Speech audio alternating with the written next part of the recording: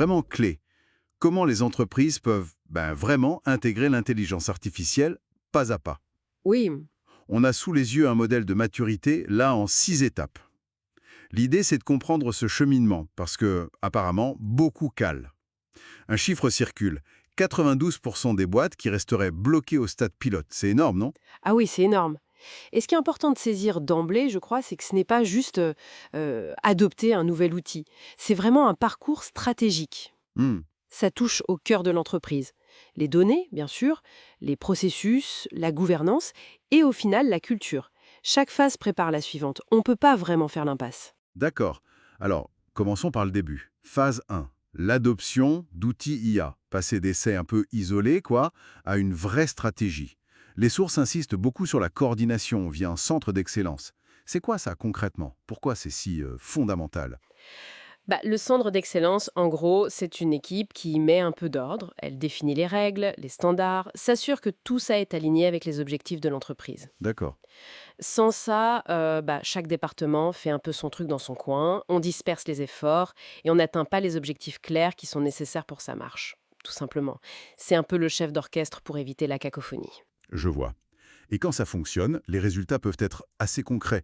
On a l'exemple d'un copilote de code qui réduirait le temps de débugage de 40%. C'est pas rien. Non, c'est clair. Mais ces outils, aussi performants soient-ils, ils tournent pas tout seuls. Il leur faut du carburant, non? Les données.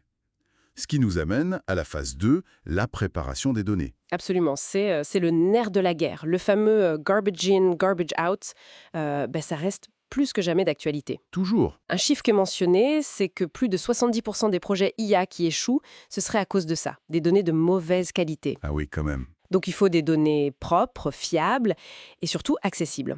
C'est là qu'on parle de data lakes, de lakehouses, pour centraliser et préparer toutes ces données qui viennent d'un peu partout. Et attention, c'est pas un nettoyage qu'on fait une fois. C'est mettre en place des processus continus de qualité. C'est souvent plus un défi d'organisation que purement technique d'ailleurs. Intéressant. Et les sources parlent aussi d'un concept, le Model Context Protocol, ou MCP. Ça a l'air d'être une sorte d'interface standard pour que l'IA puisse aller chercher l'info dans différentes sources. C'est déjà utilisé ou c'est plutôt pour demain? C'est encore assez émergent, mais c'est fondamental pour la fiabilité des modèles. L'idée, c'est de permettre à l'IA d'accéder au bon contexte, peu importe où il se trouve dans l'entreprise, via une sorte de langage commun. D'accord. Sans ça, le risque que le modèle se trompe ou, pire, qu'il hallucine, comme on dit, augmente beaucoup. Donc oui, c'est une pièce maîtresse pour construire la confiance. Logique.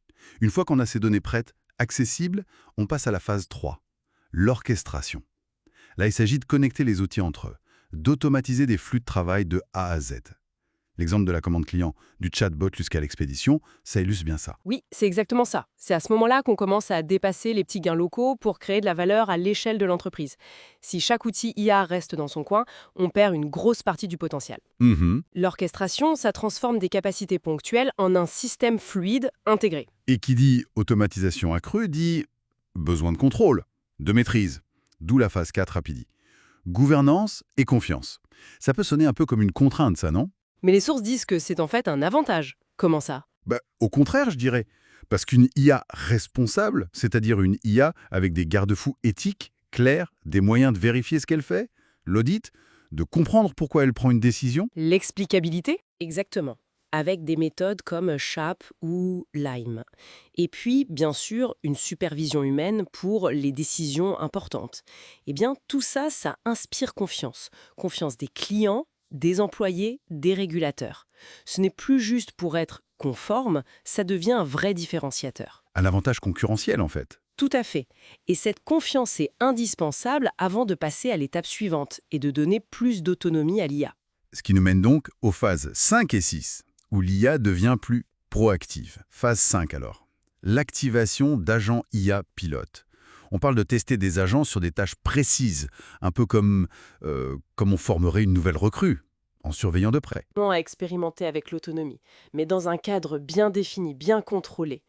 On regarde comment ces agents interagissent, apprennent, prennent des décisions, mais sur des périmètres limités, avant d'imaginer un déploiement plus large. Pour aboutir potentiellement alors à la phase 6, Mhm. l'agentic mesh, un terme un peu futuriste quand même.